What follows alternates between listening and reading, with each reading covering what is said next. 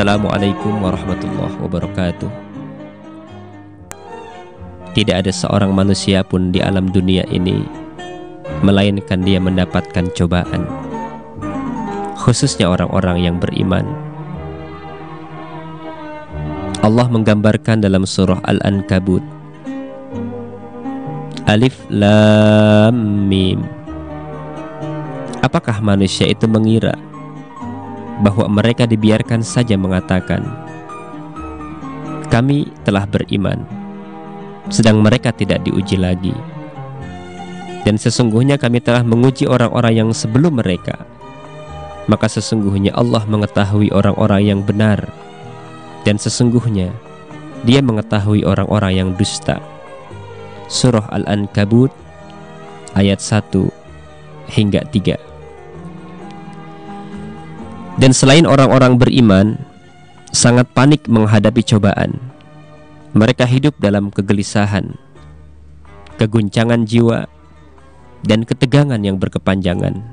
Semua disebabkan karena cobaan itu. Maka mereka pun terpaksa mengkonsumsi berbagai macam obat penenang, berkonsultasi di klinik psikologi, melibatkan diri dalam dunia khamr dan wanita untuk membuat diri mereka melupakan musibah yang menimpa mereka. Dan semuanya itu dilakukan dengan harapan barangkali mereka dapat menghindar sedikit dari kenyataan hidupnya yang pahit itu. Tetapi orang yang beriman, ia mempunyai sesuatu yang dapat melipur dirinya hingga dapat mengalihkan cobaan itu menjadi kegembiraan. Hitam menjadi putih, keguncangan menjadi kebahagiaan. Dan pelipur orang yang beriman yang paling utama saat tertimpa cobaan itu adalah bahwasanya dia merasakan dirinya sebagai hamba Tuhan yang melindunginya, dan bahwasanya seorang budak itu tidak berwenang memprotes keinginan tuannya untuk melakukan sesuatu. Jika ini yang diinginkan oleh penciptanya, dari keadaan tidak ada, maka tidak ada penentangan bagi alat yang tidak memiliki daya dan kekuatan terhadap yang membuatnya. Maka dia akan berkata, Allah mentakdirkan, dan dia melakukan apa saja yang dikehendakinya. Kemudian pelipur lara yang kedua adalah dia merasa bahwa Allah lebih tahu daripada dia tentang apa saja yang dapat membuatnya bahagia dan yang bermanfaat baginya.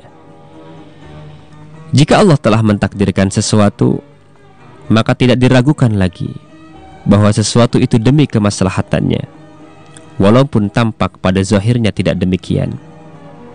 Maka dari itu, dia menyerahkan urusannya kepada Allah dan tidak menentang apa yang telah ditakdirkan baginya, sebab dia tidak tahu hal yang gaib.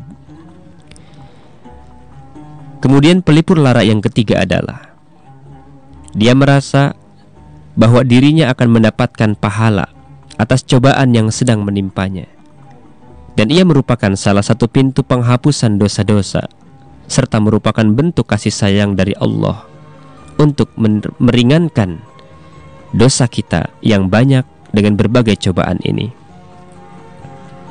Pelipur keempat adalah dia ingat bahwasanya masih ada orang yang lebih berat cobaannya darinya, dan yang menimpanya itu tidak sebanding beratnya dengan apa yang menimpa orang lain. Kemudian pelipur yang kelima adalah dia ingat barangkali cobaan yang menimpanya itu lantaran dosa yang pernah dilakukannya, maka hal itu akan mendorongnya supaya banyak memohon ampunan atau beristighfar, dan semakin pekat terhadap amal perbuatannya itu untuk mensucikannya dari celak-celak keburukan yang merasukinya. Dan pelipur keenam adalah dia ingat bahwasanya cobaan yang menimpa itu sesuai dengan kadar keimanan, maka orang yang paling teguh imannya dialah yang paling banyak menerima cobaan.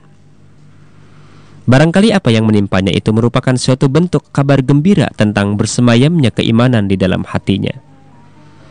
Dan pelipur yang terakhir adalah dia meyakini bahwa penentangnya, kegelisahannya, kepanikannya, dan pengaduannya kepada orang lain itu sama sekali tidak akan merubah apa yang menimpa dirinya jika memang Allah tidak menghendaki untuk merubah dan melenyapkannya. Inilah rekan dakta yang budiman, sebagian dari hal-hal yang dapat menjadikan pelipur diri kita, khususnya orang-orang yang beriman, saat cobaan datang menghampiri. Dan semuanya itu untuk mengalihkan rasa sakit menjadi sehat, kepanikan menjadi kebahagiaan, kegembiraan menjadi antusiasme yang besar. Semoga Allah selalu menjadikan kita hamba yang selalu berbaik sangka kepadanya, insya Allah.